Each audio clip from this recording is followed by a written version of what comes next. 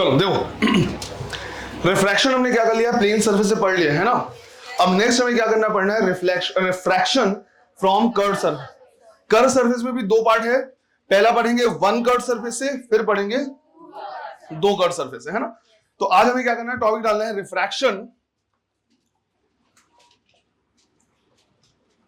Refraction from two curved surface.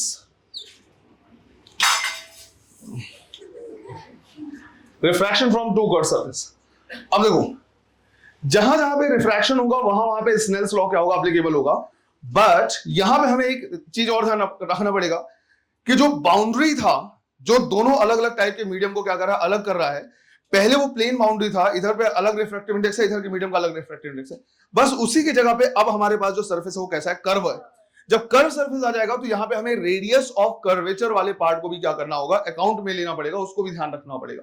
तो यहाँ जो स्नेल्स लॉ है उसको हम क्या करते हैं, थोड़ा सा मॉडिफाई कर देते हैं ताकि हमें रेडियस ऑफ कर्वेचर वाला पार्ट भी क्या हो जाए, मिल जाए। तो पहले क्या करना है, प्रॉपर तरीके से समझ लेना है, उसके बाद नोट करना है। जैसा मान लो हमने बोला कि भाई ये हमारे पास क्या है, एक कर्व सरफेस है, इधर का मीडियम अलग है और इधर का मीडियम क्या है, अलग है। यहां पे हमने क्या कर दिया, एक लाइन ड्रॉ कर दिया ताकि हम डिस्टेंस वगैरह क्या कर पाए, मेजर कर पाए।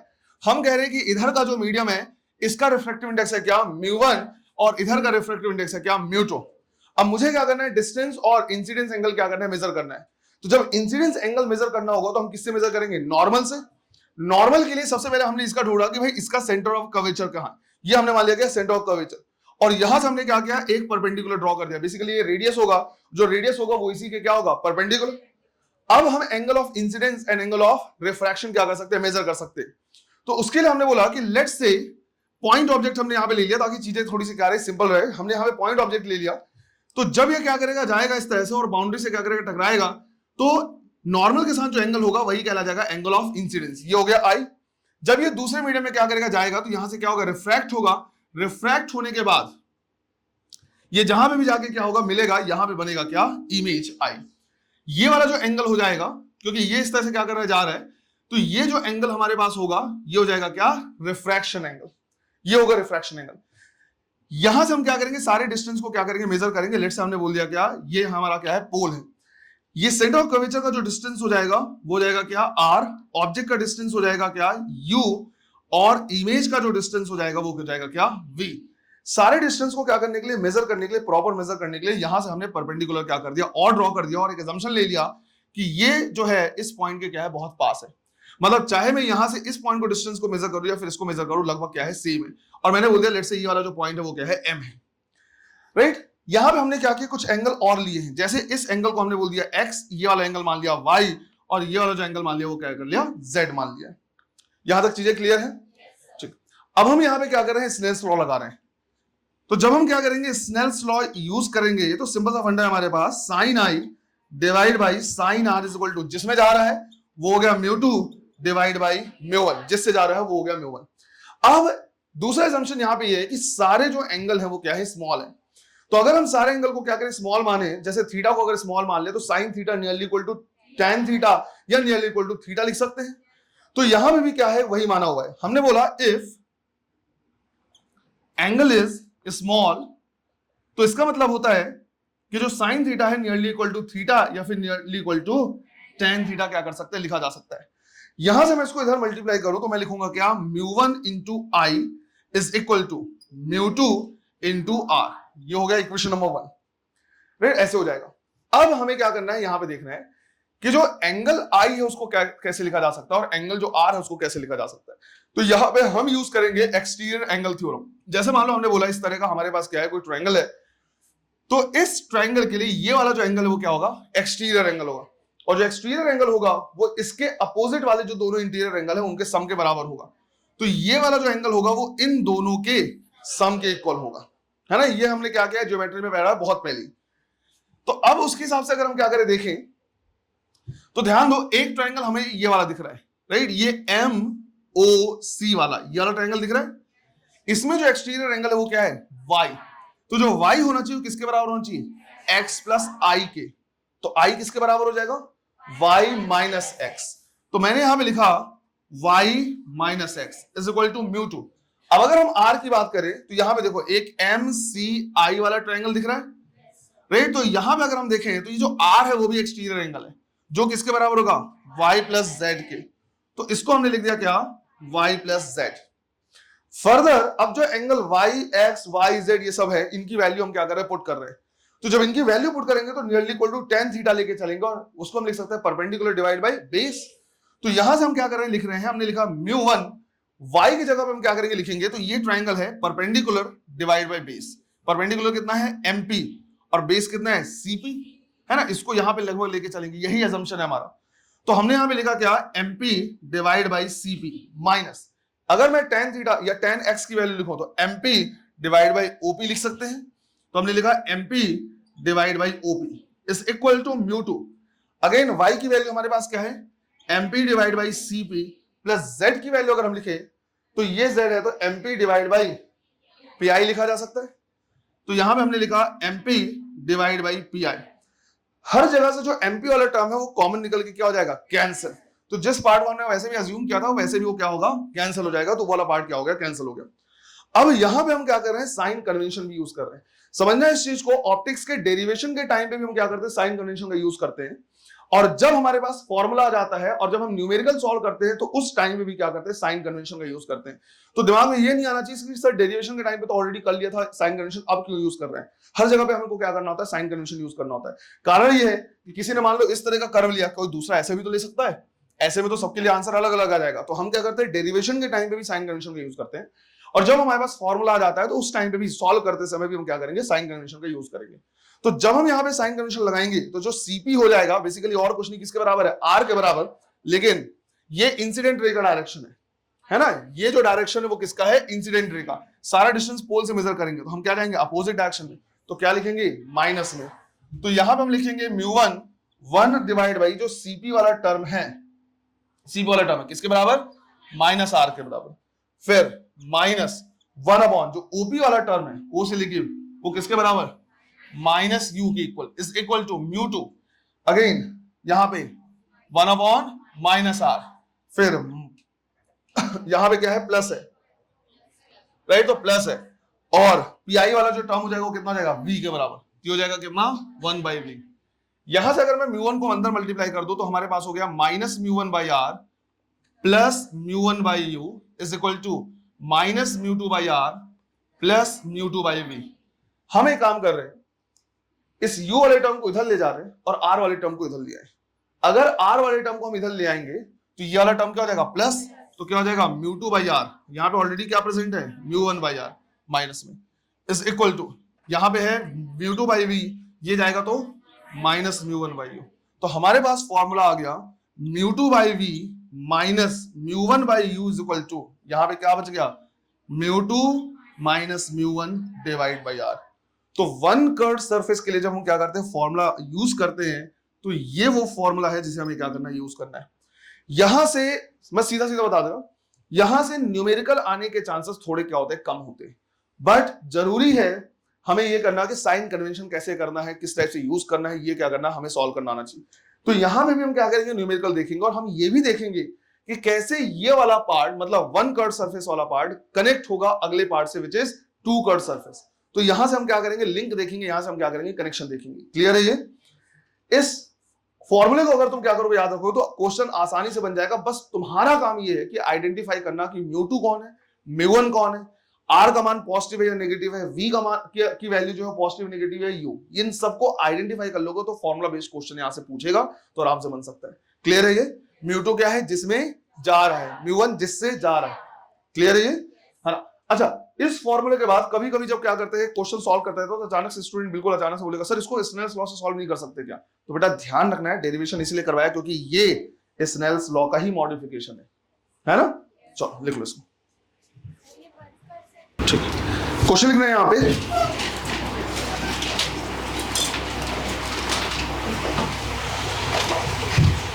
an object O is stuck on the surface of a transparent, an object O is stuck on the surface of a transparent solid sphere transparent solid sphere of radius 20 centimeter, of radius 20 centimeter. Find the refractive index. Find the refractive index of a sphere. Find the refractive index of a sphere such that rays from object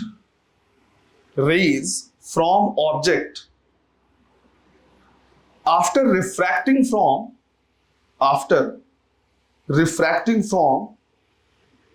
the opposite side, emerges as a parallel beam.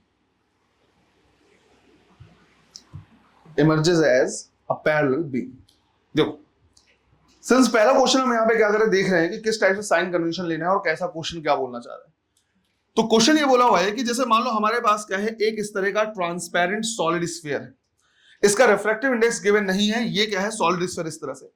अब बोला है कि इसमें मान लो कहीं पे कोई भी ऑब्जेक्ट है छोटा मोटा, वो यहाँ पे क्या है चिपक गया है। तो मान लो यहाँ पे ये हमारा क्या है ऑब्जेक्ट है। अब ये बोला हुआ है कि जब वो डायमेट्रिकली अपोजिट दूसरे फेस से क्या होता है, रिफ्रैक्ट होता है। देखो इधर भी रेज निकलेंगे पर इधर का जो रेज होगा कोई भी रिफ्रैक्शन नहीं होगा, लेकिन जब इसके रेज क्या होंगे इधर जाएंगे तो यहाँ पे इसके पास क्या है बाउंड्री है, इधर अलग मीडियम है और इधर अलग मीडियम है, और दोनों को अलग करने वाला जो बाउंड्री है वो कैसा है, कर्व है। तो जो रिफ्रैक्शन होगा वो इस कर्व सरफेस होगा, ये हमारा हो जाएगा क्या, कर्व सरफेस। बोला है कि जब इससे रेज क्या हो रहे हैं, निकल रहे हैं, तो रिफ्रैक्शन के बाद ये क्या हो जा रहे हैं, पैरेलल हो जा रहे हैं। इस तरह से बोला हुआ है कि आफ्टर रिफ्रैक्शन जब डायमेट्रिकल अपोजिट से रिफ्रैक्ट हो रहे हैं तो पैरेलल हो जा रहे हैं। अब सारा डिस्टेंस जो क्या करना है, मेजर करना है, वो बाउंड्री ये सरफेस जो क्या हो रहा है, जहां से रिफ्रैक्शन हो रहा है, इसके पोल से यहां से क्या करना है, मेजर करना है। ये हो जाएगा इसका क्या, सेंटर ऑफ कर्वेचर। क्लियर है ये? अब क्या करना है, देखना है जब यहां से रिफ्रैक्ट होकर इसमें जा रहा है तो हम कहेंगे जो μ2 हो जाएगा वो कितना हो जाएगा, 1 विच इज एयर। μ1 की वैल्यू हमें क्या करनी है, निकालनी है, इससे जा रहा है। ठीक इसी तरह से अगर रेज रिफ्रैक्शन के बाद पैरेलल हो जा रहा है तो इमेज कहां पे बनेगा, इन्फिनिटी पे। अगर मैं ऑब्जेक्ट डिस्टेंस लूं तो यहां से हम क्या करेंगे, मेजर करेंगे। ये हो गया क्या, इंसिडेंट रे का डायरेक्शन, हमें अपोजिट जाना पड़ेगा। तो ये अगर 20 सेंटीमीटर है तो ये कितना हो जाएगा, 40 सेंटीमीटर, राइट। और माइनस में हमें लिखना पड़ेगा, मैं फिलहाल -2r लिख दे रहा बस।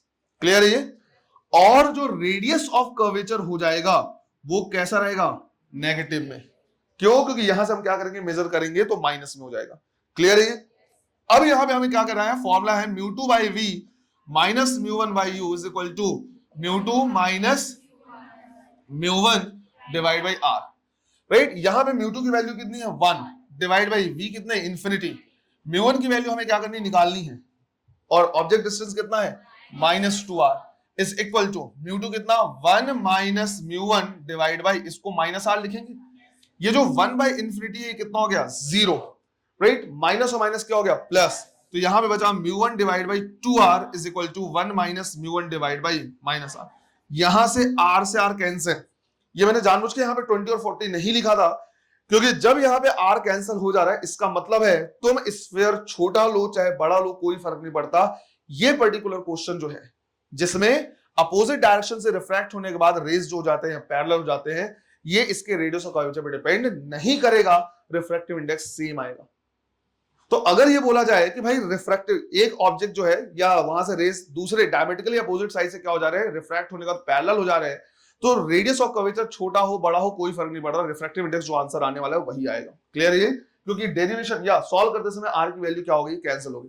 तो बचा क्या है यहाँ पे हमारे पास, μ1 divide by 2 is equal to 1 minus μ1 divide by, या फिर -1 बचा है, तो -1 अगर बचा तो इसको मैं क्या लिख सकता हूं, μ1 माइनस 1, ये हो जाएगा।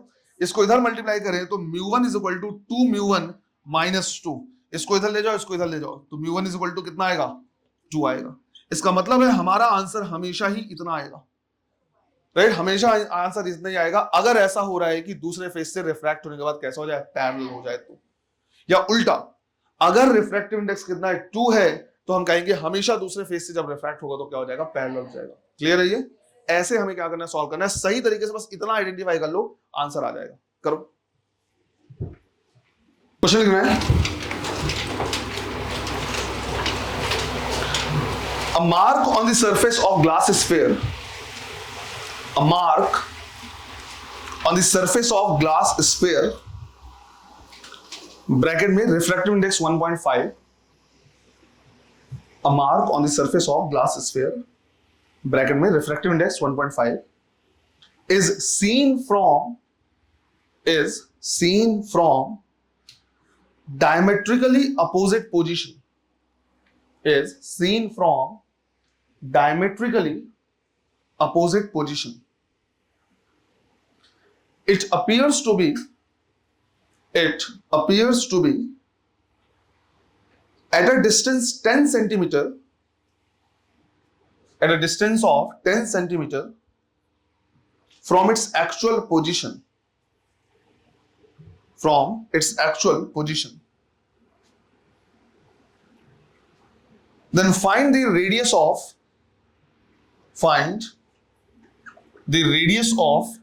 sphere. Radius of sphere. अब रुक जाओ अभी से, ये क्वेश्चन तुम डायरेक्ट सॉल्व नहीं कर पाओगे.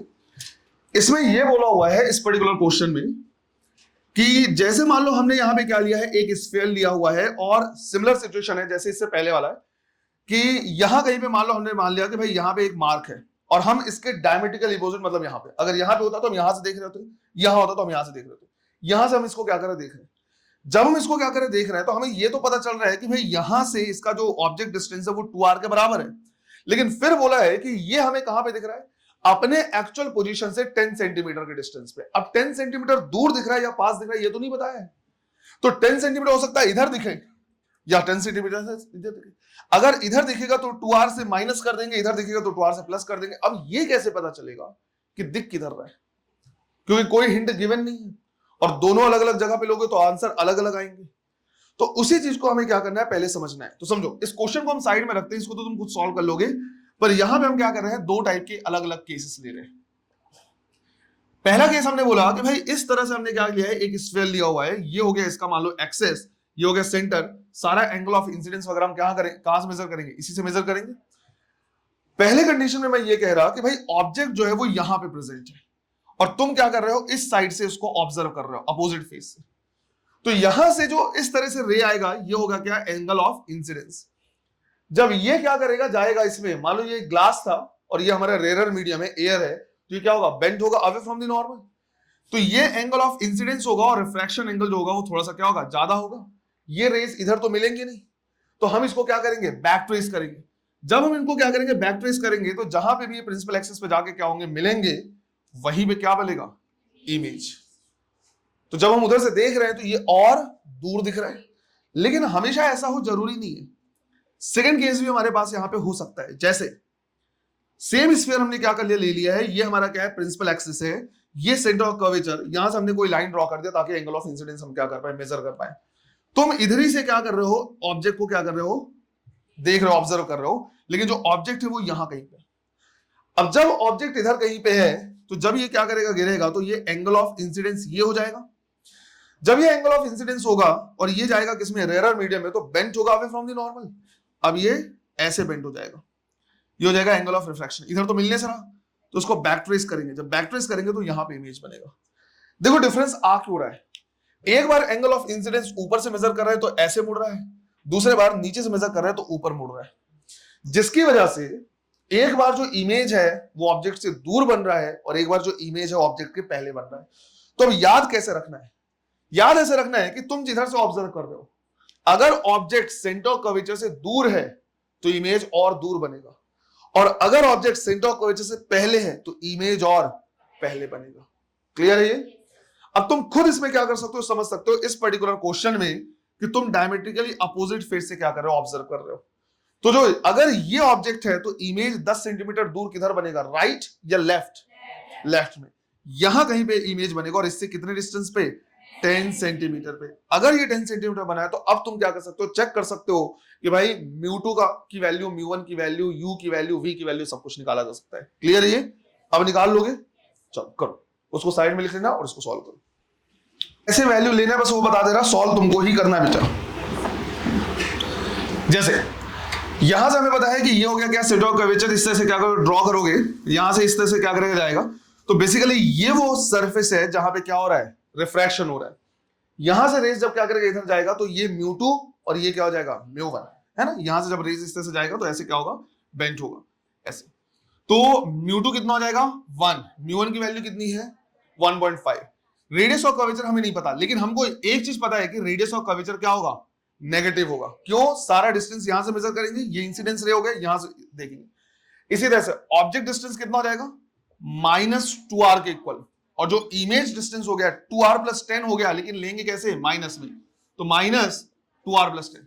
अब यहां पे भी r को तुमको क्या करना है, नेगेटिव रखना है। क्यों, याद करो मैंने तुमको बोला था कि अगर एक से ज्यादा अननोन है तो साइन कन्वेंशन का यूज करना ही पड़ेगा। तो सिंस यहां पे u v r कुछ भी नहीं पता, सब r के टर्म में ही है, तो हमें साइन कन्वेंशन यूज करना पड़ेगा। तो जब तुम यूज करोगे, जब तुम सॉल्व करोगे, तो r को भी नेगेटिव रखना है, u की वैल्यू की जगह पे -2r और v की जगह पे -2r + 10।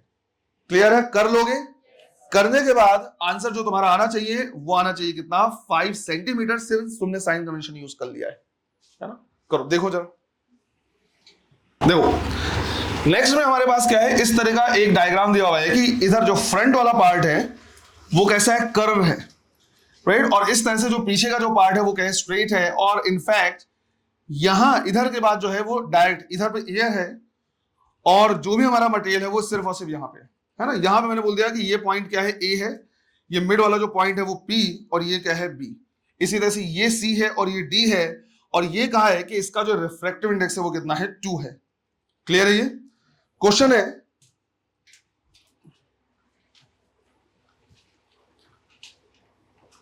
In the given diagram, in the given diagram, the slab has a curved surface APB. In the given diagram, the slab has a curved surface APB of radius of curvature 10 centimeter, of radius of curvature 10 centimeter, and a plane surface CD, and a plane surface CD, full stop. An object O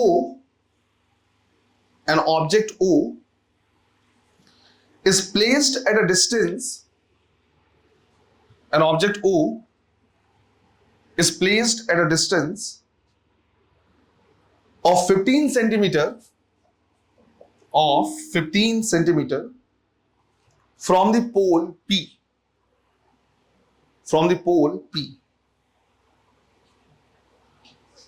What is the distance of image? What is the distance of image as seen from left? As seen from left. इसको खुद ही करना है, करो। Check कर सकते हैं कि हमारा जो आंसर है वो सही है या नहीं है। तो इसमें ये बोला हुआ है कि लेट्स से यहां कहीं पे हमने सेंटर ऑफ कर्वेचर मान लिया। सेंटर ऑफ कर्वेचर कितने डिस्टेंस पे है, 10 सेंटीमीटर पे, और ऑब्जेक्ट कहां रखा है, 15 पे। तो यहां पे ऑब्जेक्ट रखा हुआ है। तो एक चीज तो क्लियर है कि अगर ऑब्जेक्ट सेंटर ऑफ कर्वेचर से दूर है तो इमेज और दूर बनेगा, मतलब हमारा आंसर 15 से ज्यादा ही आएगा। बिल्कुल इसी तरह से अगर ऑब्जेक्ट इधर होता तो हमारा जो आंसर आता और पहले आता। तो ये भी चीजें क्लियर हो जाती। अब समझो, यहां से क्या, मान लो तुमने एक ऐसे परपेंडिकुलर ड्रॉ कर दिया, इस तरह से क्या आ रहा है, रेज आ रहा है, और ऐसे रिफ्रैक्ट होगा, है ना। यहां तो ये मिलेगा नहीं, तो इसको हम क्या करेंगे, बैक ट्रेस करेंगे, और बैक ट्रेस करके ये यहां मिल सकता है, यहां मिल सकता है, कोई पता नहीं हमें, क्योंकि ये डिस्टेंस तो गिवन नहीं है ना। तो उसके लिए हम बॉदर नहीं हो रहे हैं, वो इधर इधर कहीं भी बन सकता है, कोई दिक्कत नहीं है फिलहाल, क्योंकि ये वाला डिस्टेंस हमें यहाँ पे किसी भी तरीके से प्रोवाइडेड नहीं है। लेकिन एक चीज पता है कि जो इमेज बन रहा है वो कैसा बन रहा है, वर्चुअल बनेगा, और फर्दर और डिस्टेंस से बनेगा। अब ये वाला जो इधर पे डायरेक्शन हो गया टुवर्ड्स द लेफ्ट, वो डायरेक्शन हो गया डायरेक्शन ऑफ इंसिडेंट रे। हम डिस्टेंस मेजर करेंगे कहां से, पोल से। जितने भी हम डिस्टेंस मेजर करेंगे सबके सब क्या होंगे, नेगेटिव। वही हमें क्या करना है, आइडेंटिफाई करना है। μ2 की वैल्यू कितनी हो जाएगी, 1, जिसमें जा रहा है ये कर्व सरफेस और इसमें जा रहा है। μ1 की वैल्यू 2, राइट, इसके लिए गिवन है ये। फिर object distance -15 centimetre, image distance हमें निकालना है, और रेडियस ऑफ कर्वेचर -10 सेंटीमीटर। ये सारी चीजें पता चल गई, निकाला जा सकता है, कर लोगे कैलकुलेट। ठीक, जब तुम क्या करोगे, सॉल्व करोगे तो आंसर आएगा -30 सेंटीमीटर। माइनस यही रिप्रेजेंट कर रहा है कि इधर ही बनेगा, है ना। अब ठीक है, ये तो कैलकुलेशन वाला पार्ट हो गया। इसमें क्या किया है, एक क्वेश्चन पूछा हुआ है।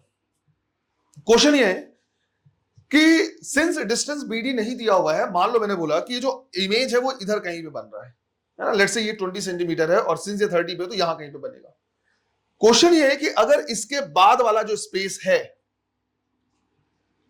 राइट, इसके बाद वाला जो स्पेस है, इसको अगर मैं क्या कर दूं, लिक्विड से फिल कर दूं, वाटर से फिल कर दूं ऑफ रिफ्रैक्टिव इंडेक्स 4/3, तो जो इमेज डिस्टेंस है उसमें क्या फर्क पड़ेगा, है ना। मैंने ये अज्यूम कर लिया कि मान लो मैंने बोला कि ये 20 सेंटीमीटर है, तो हमें पता है कि जब ये क्या कर रहे थे, हम इमेज को देख रहे थे तो इमेज 30 पे बना था। अब क्वेश्चन ये बोला हुआ है कि अगर हम ये क्या कर ले, कंसीडर कर ले कि इसके बाद के स्पेस को वाटर से फिल कर दें, जिसका रिफ्रैक्टिव इंडेक्स गिवन है कितना, 4/3, तो इमेज डिस्टेंस में क्या चेंज आएगा। सेम क्वेश्चन को थ्योरेटिकल भी पूछ सकता है ऐसे, बताओ जरा क्यों। एग्जैक्टली, सिंस यहां पे जो इमेज है वो कैसा है, वर्चुअल है, इसलिए यहां पे इमेज डिस्टेंस में कोई चेंज नहीं आएगा। लाइट रेज एक्चुअली जा ही नहीं रही थी, बात आ रही समझ में। जब लाइट रेज एक्चुअली जा ही नहीं रहा है तो उससे फर्क क्या पड़ना है। अगर लाइट रेज जाता तो फर्क पड़ता और वो क्या हो जाता, कम हो जाता फिर। लेकिन सिंस यहां पे लाइट रेज नहीं जा रहे हैं, जहां जहां पे इमेज क्या होगा, वर्चुअल होगा, वहां पे इमेज डिस्टेंस में कोई फर्क नहीं पड़ेगा, है ना। तो जिन लोग इसको लिख चुके हैं, अगला क्वेश्चन क्या करना है, लिख लेना। इसी के लिए क्वेश्चन लिखना है, if in the above problem, if in the above problem space after CD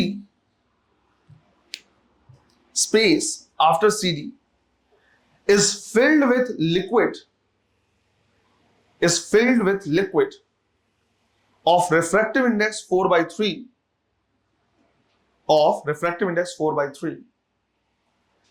then what will happen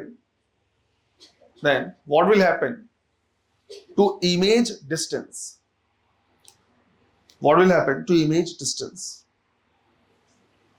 answer क्या देंगे, राइट। तो आंसर लिखना है, since the image is virtual,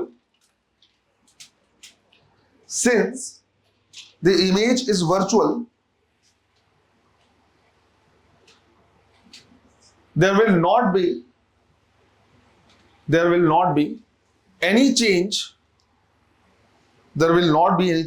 in image distance.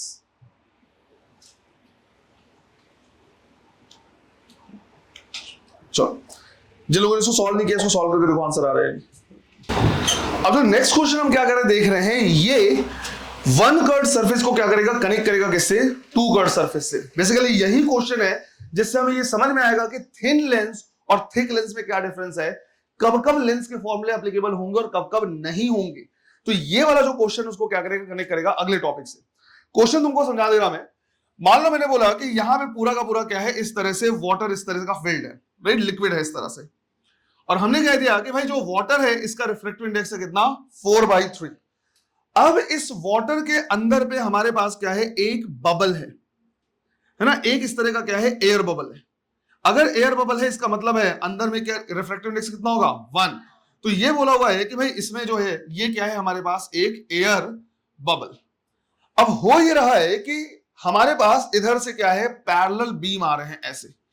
जब ये पैरेलल बीम आएंगे तो सबसे पहले इस वाले सरफेस से टकराएंगे, तो ये हमारा क्या हो जाएगा, फर्स्ट कर्व्ड सरफेस।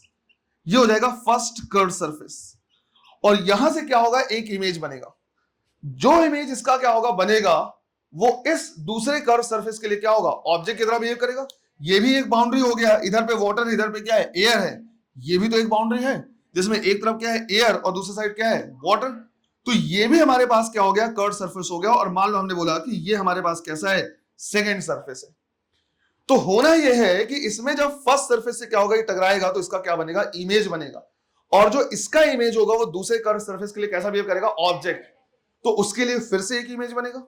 इसका या फिर जो बबल है इसका रेडियस है कितना 2 मिलीमीटर, सॉरी ये बताना भूल गया मैं, सॉरी सॉरी सॉरी, है ना। तो इसका जो रेडियस है वो कितना है 2 millimetre.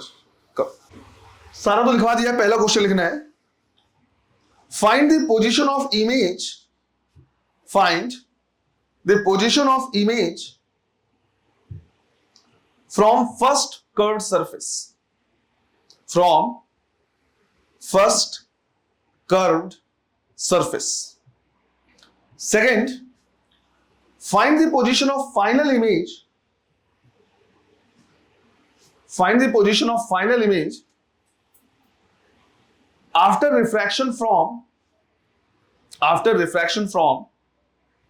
second curved surface, after refraction from second curved surface. अगर तुम देखो तो इसमें दो कर्व सरफेस है और बेसिकली आगे जाके हम क्या करने वाले, दो कर्व सरफेस ही पढ़ने वाले हैं जिसको हम क्या कह रहे हैं, लेंस कह रहे हैं। एक एयर बबल या एक ड्रॉप भी लेंस की तरह क्या कर सकता है, बिहेव कर सकता है। वो तुमसे पूछ लेगा कि कन्वर्जिंग या डाइवर्जिंग किस तरह से क्या कर रहा है, बिहेव कर रहा है। थ्योरेटिकल क्वेश्चन आया हुआ है ना? करो जरा, पहले ही सॉल्व करके बताओ कि आंसर क्या आ रहा है। यहां पे हमें क्या करना है, दोनों कर्व सरफेस से 1 बाय 1 सॉल्व करना है। तो सबसे पहले हम क्या करेंगे, फर्स्ट कर्व सरफेस के लिए सॉल्व करेंगे। क्लियर है ये? तो आइडेंटिफाई करना आना चाहिए कि भाई कौन सी वैल्यू क्या रिप्रेजेंट कर रहा है। क्लियर है ये? रुचिता खड़े होना बेटा। हाँ, पहले कर्व सरफेस के लिए μ2 क्या लेंगे और μ1 क्या लेंगे?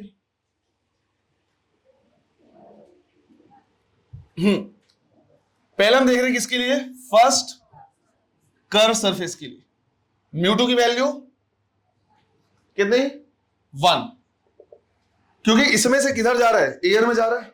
μ1 की वैल्यू 4/3, तो μ1 इज इक्वल टू कितना आ जाएगा, 4/3। ऑब्जेक्ट डिस्टेंस, ऑब्जेक्ट डिस्टेंस कितना, इनफाइनाइट। निकालना क्या है, v निकालना है। अब इस चीज का क्या करना है, ध्यान रखना कि इसको हम इंटरमीडिएट इमेज मान रहे हैं, क्योंकि पहले कर्व सरफेस का जो इमेज होगा वो दूसरे के लिए क्या होगा, ऑब्जेक्ट। इसलिए मैंने यहां पे क्या लिख दिया, v।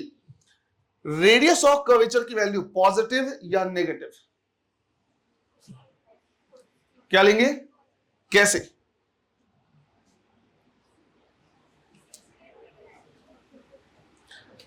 जो इंसिडेंट रे है वो क्या है, लेफ्ट टू राइट है। सारा डिस्टेंस, सिंस हम फर्स्ट कर्व सरफेस की क्या कर रहे हैं, बात कर रहे हैं, ये हमारा क्या हो जाएगा, पोल। यहां से हम मेजर करना शुरू करेंगे। जब यहां से मेजर करना शुरू करेंगे तो हम भी उसी डायरेक्शन में जा रहे हैं जिस डायरेक्शन में क्या है, इंसिडेंट रे जा रहा है, राइट। तो जो रेडियस ऑफ कर्वेचर हो जाएगा वो कितना हो जाएगा, +2 मिलीमीटर। सारी चीजें आइडेंटिफाई कर ली हमने। अगर सारी चीजें आइडेंटिफाई कर ली हैं तो हम यहां पे लिख सकते हैं क्या, μ2/v minus μ1/u is equal to μ2 minus μ1 divide by r। यहां से v निकाला जा सकता है, सॉल्व किया है, क्या आ रहा है, -6 मिलीमीटर। अब ये -6 मिलीमीटर क्या रिप्रेजेंट कर रहा है, कि लेफ्ट हैंड साइड बना है। तो देखो हुआ क्या है कि जब ये क्या करेगा, डेंसर से रेयर मीडियम में इंटर करेगा तो ये क्या हो जाएंगे, अवे फ्रॉम दी नॉर्मल, या इस तरह से क्या हो जाएंगे, शिफ्ट हो जाएंगे। जब ये इस तरह से क्या होगा, शिफ्ट होगा, तो इधर से मिलने से रहे, हम क्या करेंगे, इनको बैक ट्रेस करेंगे, और बैक ट्रेस करने से जहां पे मिलेगा, यहां पे हमारा बनेगा क्या, पहला इमेज। क्लियर है ये? तो ये तो क्या है, काफी सिंपल है। लेकिन अब दिक्कत यह है कि ये जो इमेज है वो सेकंड सरफेस के लिए बिहेव करेगा कैसे, एज ऑब्जेक्ट। तो फिर हम क्या करेंगे, देखेंगे, for second curved surface. Second curved surface मतलब अब हम बात कर रहे हैं इसकी। जब हम क्या करेंगे, इसकी बात करेंगे, तो अब μ2 μ1 की वैल्यू हमें क्या करनी, निकालनी है, राइट। μ2 μ1 की वैल्यू चेंज हो जाएगी। यहां से जब देखेंगे तो अब रेज इसमें जाएगा। बताओ μ2 कितना, 4/3, μ1 कितना, 1। तो μ1 की वैल्यू हो जाएगी कितनी, 1। रेडियस ऑफ कर्वेचर -2 मिलीमीटर, क्योंकि इंसिडेंट रे का डायरेक्शन ये है, इसके पोल से मेजर करेंगे तो अपोजिट डायरेक्शन में। दूसरा, मुझे बताओ यहां से इमेज कितने डिस्टेंस, सॉरी ऑब्जेक्ट डिस्टेंस क्या है, -10। क्योंकि अगर इमेज पहले से कितने डिस्टेंस बना है, 6 मिलीमीटर, तो यहां से इसका डायमीटर भी ऐड होगा, है ना। ये डिस्टेंस यहां से कितना है, 6 मिलीमीटर है, और इसका डायमीटर कितना है, 4। तो यहां पे हम लिखेंगे माइनस में 6 + 4 मतलब -10 मिलीमीटर, और फाइनल इमेज हमें निकालना है। अब यही में क्या होता है, डिफरेंस होता है।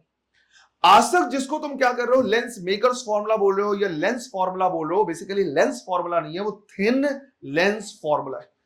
क्या डिफरेंस है, ये भी एक लेंस है।